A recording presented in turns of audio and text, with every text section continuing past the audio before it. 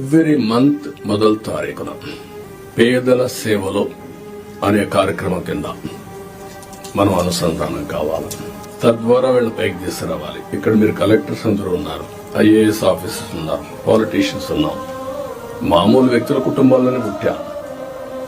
మాకు ఒక అవకాశం వచ్చింది, దాన్ని ఉపయోగించుకున్నాం. మనందరం సమాజంలో మనకు ఒక ప్రత్యేకత సాధించుకున్నాం.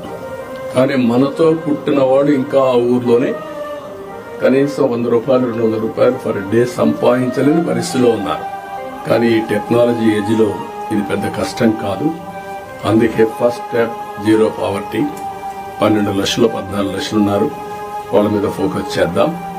మీ మైండ్ లో కూడా అనునిత్యం ఎక్కడున్నా కూడా పేదవాడిని దృష్టిలో పెట్టుకునే పరిస్థితి రావాలి.